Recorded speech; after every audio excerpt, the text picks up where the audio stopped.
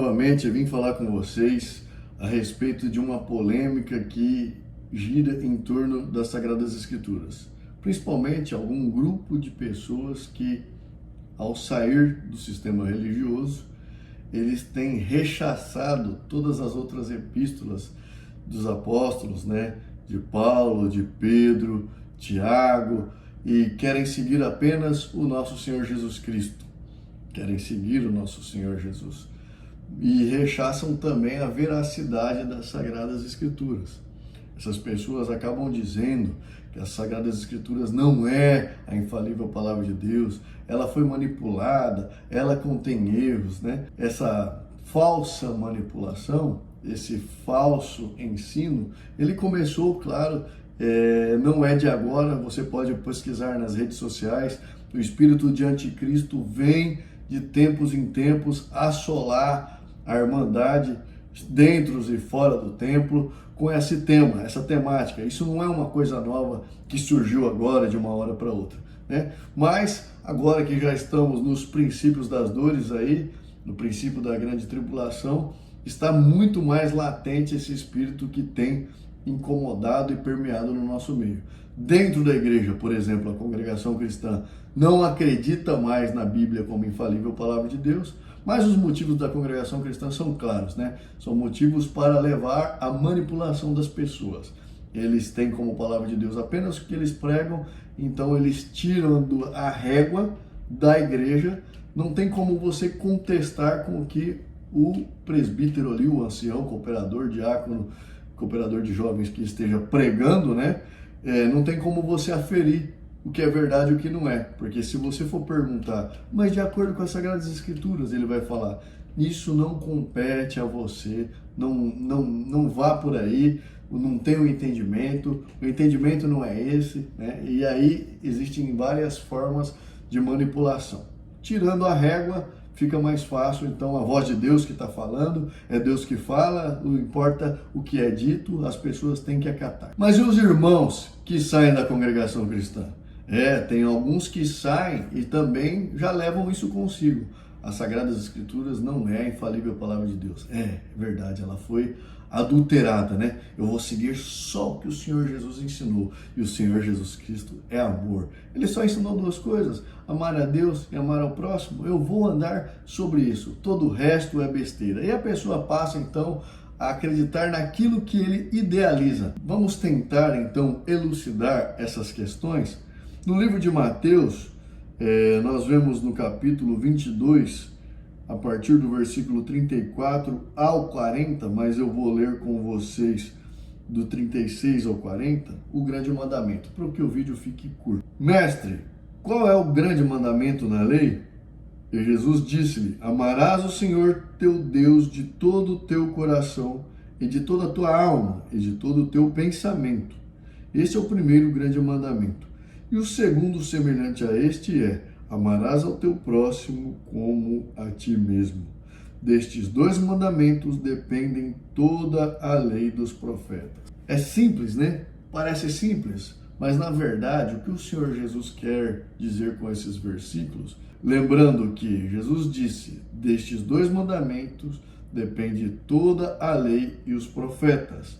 Ou seja, tudo que foi escrito antes, depende desses dois mandamentos. Esses dois mandamentos controlam todos os outros escritos anteriormente a esse. Mas vamos analisar.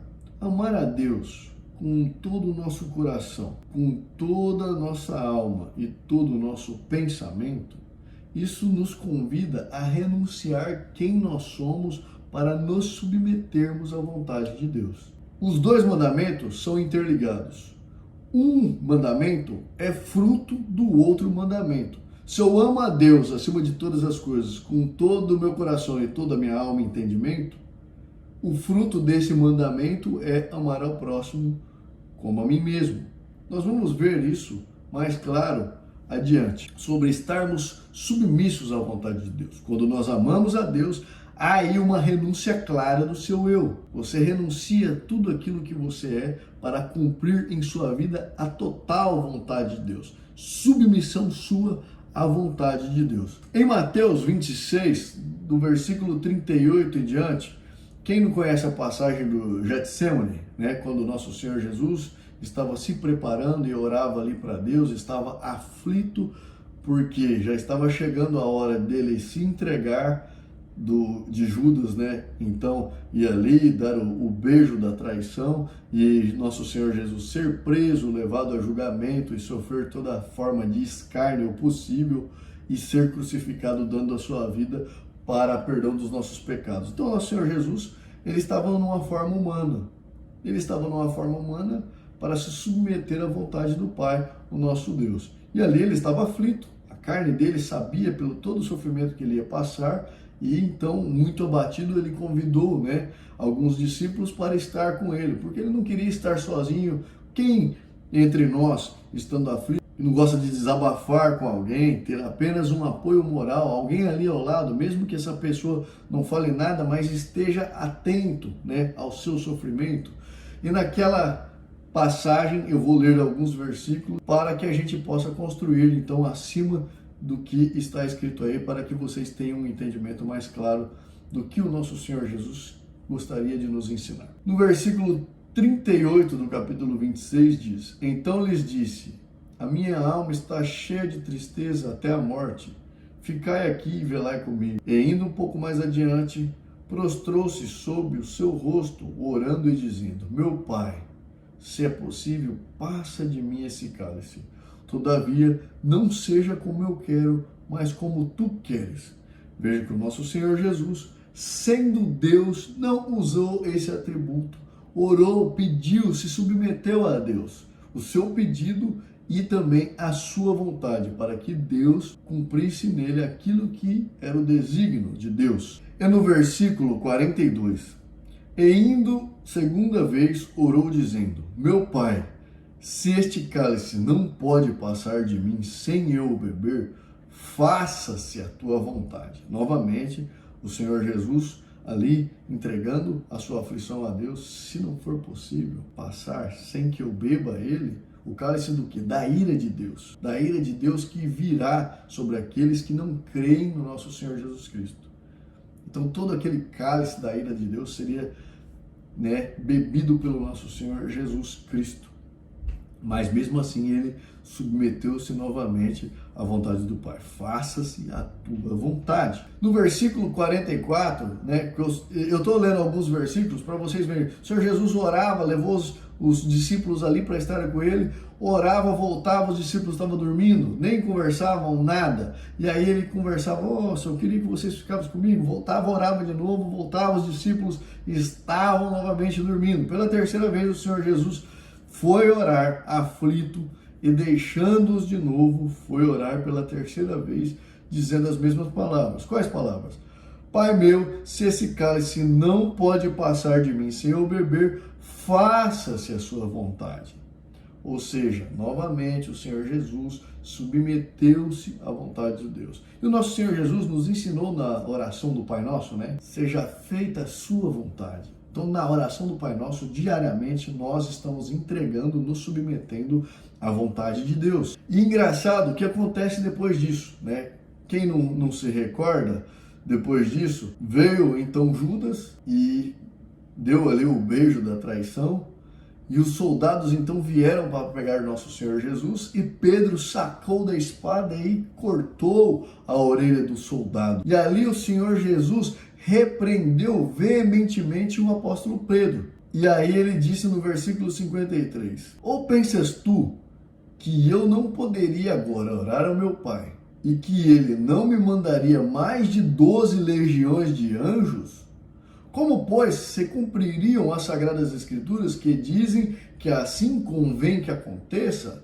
Ou seja, o Senhor Jesus, sendo Deus, mas se despindo da qualidade divina, se posicionando como homem para submeter-se à vontade de Deus, repreendeu Pedro, porque ele queria se submeter à vontade do Pai. Ele deveria se submeter à vontade do Pai, para que as Escrituras se cumprissem. E o que diz as Escrituras? As Escrituras é a palavra de Deus. Então, para que a palavra de Deus, anteriormente dita, fossem cumpridas e vocês pudessem alcançar em Cristo a salvação das nossas almas. Então nós vemos que Jesus Cristo poderia sim convocar uma legião de exércitos, mas não. Ele se submeteu à vontade do Pai. E no versículo 56 diz: mas tudo isso aconteceu para que se cumpram as escrituras dos profetas. Então todos os discípulos, deixando-os, fugiram. Olha só, né? Aqueles que o nosso Senhor Jesus escolheu para estar com eles praticamente durante toda a jornada, aqueles que o nosso Senhor Jesus escolheu para serem seus discípulos e posteriormente apóstolos e propagarem o evangelho, eles simplesmente fugiram. O nosso Senhor Jesus não mandou eles fugir, não mandou eles se esconder, mas eles abandonaram o nosso Senhor Jesus e fugiram. E nós vemos ainda em Marcos, no capítulo 14, versículo 50, a mesma passagem. Então, deixando-o, todos fugiram e abandonaram o nosso Senhor Jesus naquele momento. Então, o que nós vemos? Que submetermos à vontade de Deus e sacrificarmos as nossas vidas pelos nossos irmãos fará nós ficarmos sozinhos. Os nossos amigos mais íntimos irão nos deixar. É isso que acontecerá quando nós passarmos a seguir o nosso Senhor Jesus. É isso que nos ensina essas passagens que as pessoas ignoram. Ai, basta eu amar a Deus e amar ao próximo. É isso que exemplifica o que Deus espera, o que o nosso Senhor Jesus espera que nós façamos. É esse nível de amor que Ele espera, essa fidelidade em nós. E nós vemos ainda em Mateus, no capítulo 16, versículos 24 e 25. Então disse Jesus aos seus discípulos: se alguém quiser vir após mim, renuncie a si mesmo, tome sobre si a sua cruz e siga-me. Porque aquele que quiser salvar a sua vida, perdê-la-á. E quem perder a sua vida por amor de mim, achá-la-á. O Senhor Jesus dava essas instruções antes da sua crucificação, antes dele ser preso, antes desse julgamento, porque ele já exemplificava que quem quiser salvar a sua alma vai ter que perder a sua vida. É isso que ele nos ensina. Então, para quem não quer seguir as palavras de Pedro, de Paulo, de Tiago, enfim, siga as palavras de Jesus. É esse o nível de amor que ele espera de nós. Uma renúncia do seu eu, uma renúncia do seu ego, uma renúncia da sua capacidade de tomar conta da sua vida para submeter a sua vida à vontade de Deus. E qual é a vontade de Deus? Que nós deixemos os prazeres dessa vida, sacrificando essa vida por amor ao próximo. E como será isso? Porque o próximo, os nossos irmãos, vendo o nosso sacrifício feito pela vontade de Deus, vendo nós sermos cópias de Jesus Cristo, tomando a nossa cruz, eles também se inspirem no exemplo deixado por Jesus Cristo, se inspirem em nós, seguindo o exemplo de Jesus Cristo, a também tomarem a sua cruz e ser mais uma cópia de Jesus. É isso que Jesus Cristo nos ensina e é isso que nos ensina esses dois mandamentos, né? E nós vemos ainda no capítulo 5 de Mateus, nosso Senhor Jesus dizia: bem-aventurados que sofrem perseguição por causa da justiça, porque deles é o reino dos céus. Bem-aventurados sois vós quando vos injuriarem e perseguirem, e mentindo disserem todo mal contra vós por minha causa. Exultai e alegrai-vos, porque é grande o vosso galardão nos céus, porque assim perseguiram os profetas que foram antes de vós. Então todos que andam a verdade, e o que é verdade? A palavra de Deus é a verdade, as sagradas escrituras. Nós devemos andar pela verdade, devemos andar pela palavra de Deus, como a infalível palavra de Deus, né, que o nosso próprio Senhor Jesus disse: examinai as sagradas escrituras, porque nelas contém a salvação, e elas de mim testificam. Então, quando os irmãos querem se livrar da Bíblia e apenas seguirem Jesus, e lembrem-se, amar a Deus com todo o seu coração, com toda a sua alma e entendimento, significa que nós iremos submeter a nossa vontade à vontade de Deus. Sacrificaremos então a nossa vida para amar o nosso próximo. Sermos cópias de Jesus e que as pessoas possam se multiplicar sobre o exemplo de Cristo através de cada um de nós. Quer seguir Jesus? Negue-se a si mesmo, tome a sua cruz e siga-o. Fiquem com Deus.